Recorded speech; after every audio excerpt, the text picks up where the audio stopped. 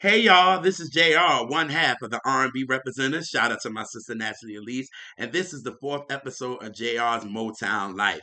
Now, this episode, I decided to talk about the Supremes. Where did our love go?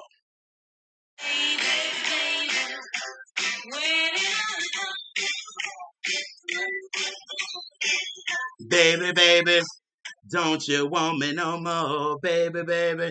Ooh, baby, baby. Ah, what a classic. Well, this song was actually released in 1964. It was number one on the pop charts and number one on the R&B charts. It was written and produced by the legendary Holla Doja Holland, and it was so much that went behind Where Did Our Love Go? So I'm going to give y'all some facts and some behind the scenes action so you can learn a little about this legendary song and actually what it actually did for Motown.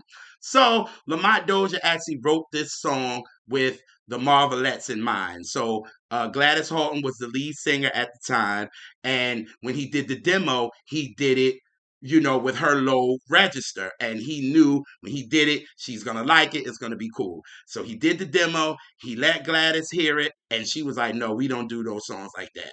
He was like, "No, we're good," and she didn't like it. So now Lamont and the guys had to find somebody to do it because in that time, if you had a demo and you did a demo and nobody actually ended up doing the song, you actually had to pay for it. So the guys was kind of searching like, we need somebody to do this joint, like for real. So um, they looked at the list of the groups that they had of the girls, and they looked at the Supremes, and at that time they were the no hit Supremes. So it was like, okay, let's let them do it. You know what I'm saying? So Lamont Dozier confronted the girls and was like, listen, won't y'all do this song? Gladys had already got to Diana, Mary, and Florence and was like, Lamont Dozier's going around trying to get these somebody to sing this Where Did Our Love Go? And it ain't good. So the girls had already heard about it. So they was kind of not really wanting to do it. But finally the guys really convinced them to do it. It was like, come on. So they did it. They did it, but it took a lot for them to do it because Diana didn't like it because it was lower than her key. And she like, why am I singing like this?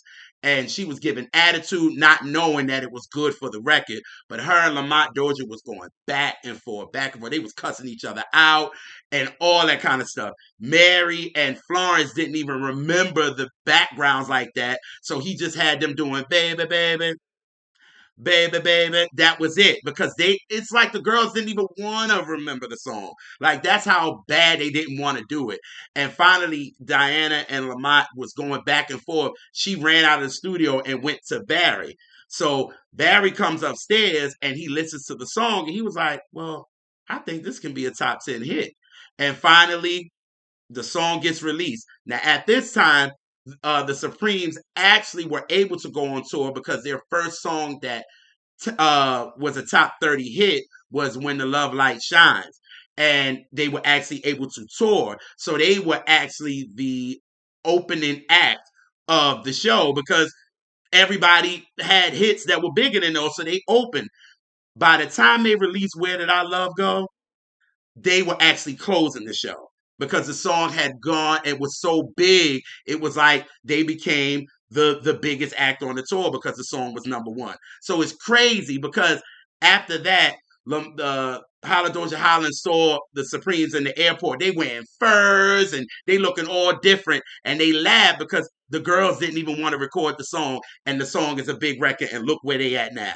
You know what I mean? So it just goes to show maybe you might not like the record, but if you got great producers like Holla Doja Holland that can really do something, the record can be huge. And it actually started the number one hits for the Supremes. Their first five was number one, and then they ended up having 12, and then it just created a bigger mainstream platform for Motown because of this record. And could you imagine history could have been different? What about if Gladys Horton from the Marvelettes would have liked it and she took it and the Marvelettes would have did it? How history would have been different. You know what I mean? But it's crazy. You know what I mean? Just crazy how songs can go to different people and the person that is meant for, they didn't do it and it went to somebody else. So that's where our love go. There's like over 40 people that actually did it. You know what I mean? It was You had Little Anthony and the Imperials did it. Marie Osmond did it in 77. Rare Earth did it in 1968. It was so many people that did it, but this song would not be what it was if it wasn't for the Supremes, Diana Ross, Mary Wilson, and Florence Ballard. So y'all got some fun facts about Where Did Our Love Go? Hopefully you enjoy, and I will see y'all next week on the next episode of JR's Motown Life. Peace.